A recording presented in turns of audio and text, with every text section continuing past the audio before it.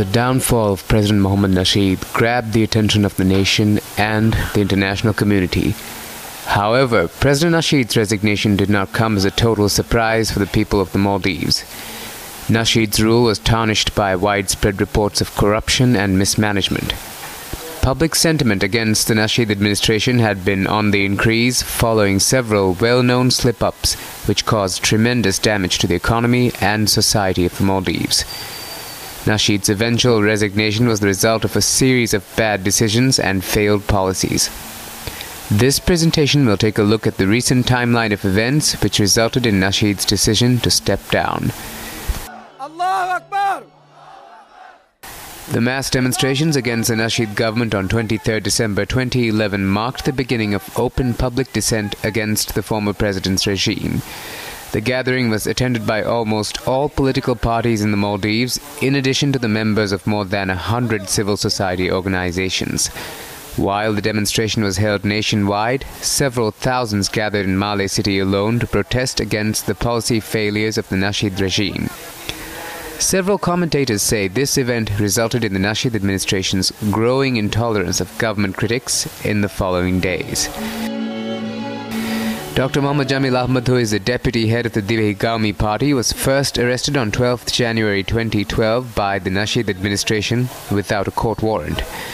Afterwards, Dr. Jamil was arrested in the same month 4 more times, even after the criminal court ordered his immediate release on the 3rd. Popular discontent with the Nasheed regime reached its peak after the government arrested Criminal Court Chief Justice Abdullah Mohammed on the 16th of January. The judge was held at an undisclosed location by the military for weeks in violation of the Maldivian constitution and international treaties signed by the Maldives. This unlawful act led to local and international condemnation of the Nasheed regime. State institutions such as the Prosecutor General informed the Nasheed administration that the criminal court judge was arrested unlawfully. Meanwhile, the High Court and later the Supreme Court of the Maldives demanded Abdullah Mohammed's immediate release. The Human Rights Commission and Lawyers Association in the country also raised their voice demanding the Nasheed administration to uphold the law and release the judge from his illegal detention. These calls were later echoed by international organizations such as the United Nations Human Rights Council and the International Commission of Jurists. Members of the public began to gather in nightly protests against the Nasheed regime, calling for the immediate release of the detained Criminal Court Chief Justice. The government began to use heavy-handed tactics against protesters, while the gathering grew in numbers from day to day. In addition to cracking down on media outlets, airing criticisms of his decisions, President Nasheed began to target members of the judiciary, refusing to accept the validity of judicial review of his actions. Nasheed's calls to deny judicial authority were followed by his threats to deny wages and security for judges.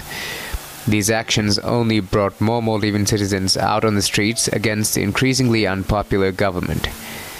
Anti-government protests gathered strength as parliamentarians, legal experts, and leading figures in the political opposition came out to join the public to call on the government to free Judge Abdullah Mohammed and respect the rule of law. Supreme Court Hukuma Egota, not Amra Egota, Abdog Aji, Wagutum Waguta Dukaluma, Sarpara Gwal.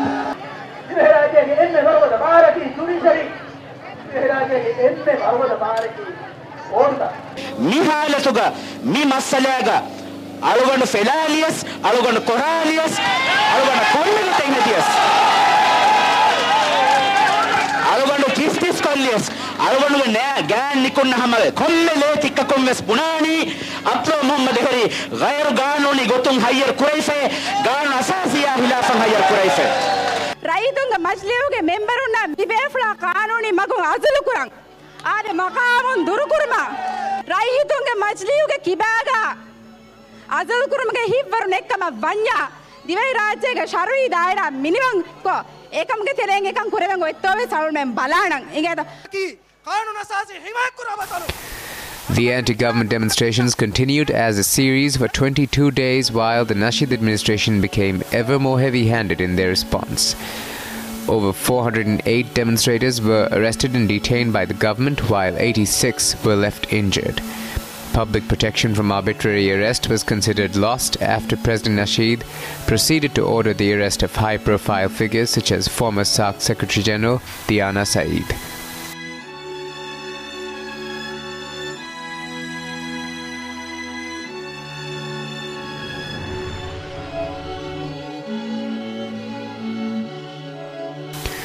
On the fateful night of 6th February 2012, several incidents took place which led to the eventual decision of several members of the security forces to protest against unlawful orders issued by the Nasheed administration. This brave decision of Maldivian security officials to uphold the constitution and refuse to persecute the people eventually led to Nasheed's decision to resign from the presidency. On 6th February, a clash took place between anti-government protesters and supporters of the Nasheed regime. At the time, police were desperately trying to control the situation. The media and public were confused when police officers at the scene were ordered to leave. The obedient police force was replaced by a contingent from the Maldivian army. This contingent stood by while fights became worse between pro- and anti-government protesters. Members of the media were assaulted by pro-government activists who also caused damage to private property in an unchecked rampage. The police who were ordered to leave returned to the scene to try and control further damage to private life and property, only to be forced to leave once again. These police officers were taken back to the Republican Square where they learned that they were to be punished.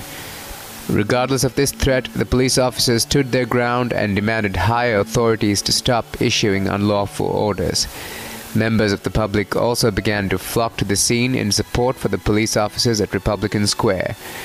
The brave police officers and members of the public were attacked by MDP activists wielding sharp objects and heavy steel rods. President Nasheed later stepped out and requested the police to submit to his authority. However, the gathered police officers only repeated their demands for a stop to unlawful orders.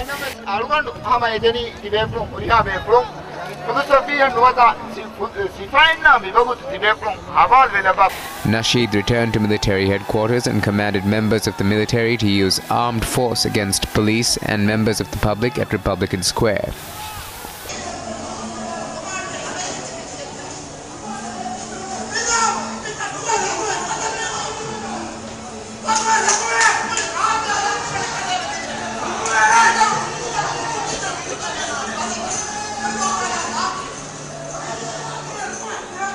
Meanwhile, police lined up and expressed their resolve to uphold the law and the constitution. Upon the order of President Nasheed, fights broke out between the military and police, with members of the military using rubber bullets against the police and members of the public.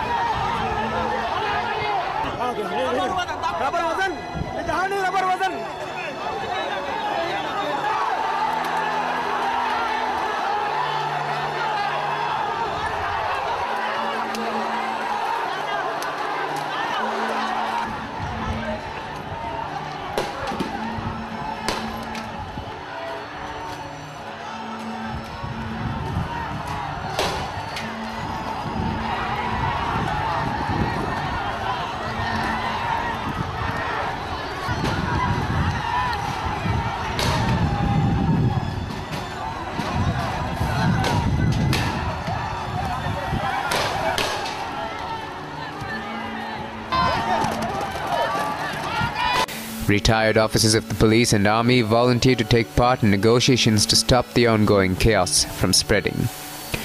In a leaked audio clip of these negotiations, President Nasheed is heard stating that he plans to resign and asks protection for himself and his family. Nasheed then proceeded to the president's office where he wrote his resignation letter in the presence of his staff. He also held a meeting to share the news of his resignation with his cabinet.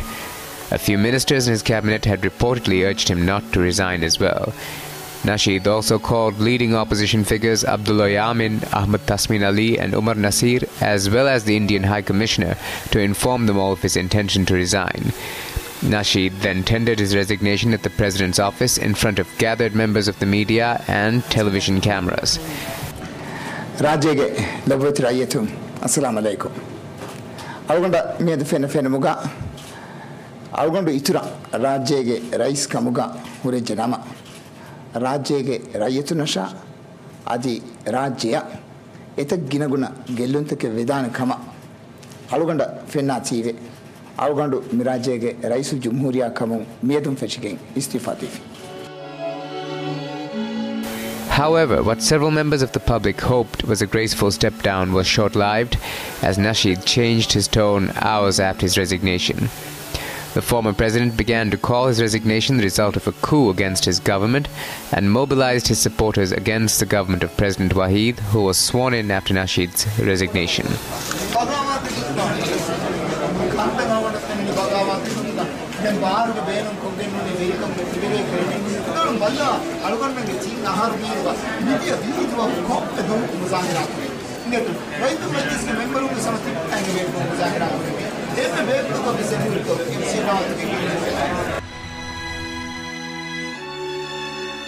Nasheed marched with several of his supporters towards the Republican Square, announcing their intention to bring down the government.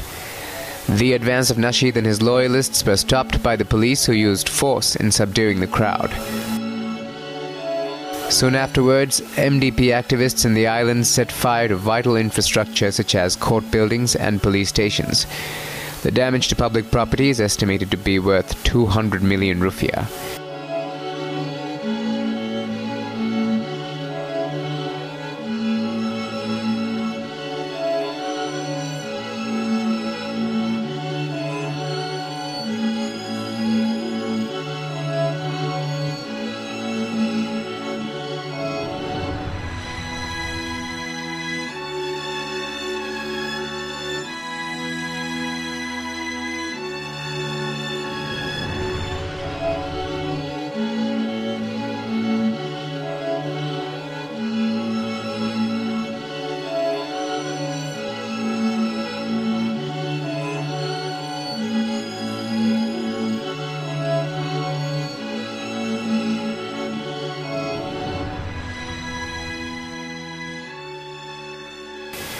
There are several interpretations of recent events which led to the resignation of former President Nasheed. Mohammad Nasheed and his supporters claim that his government came down because of a coup. Former Defense Minister Amin Faisal says Nasheed's downfall was caused by police mutiny. Meanwhile, a large majority of the public say Nasheed's resignation was inevitable because of his failure to uphold the law and respect the sentiments of the people. What is certain is that Mohammad Nasheed lost the presidency at a time when he had lost the support of a large majority of the people who voted him into office. His failure to meet the expectations of the people and his repeated violations of the law had already set the stage for Nasheed's fall from grace.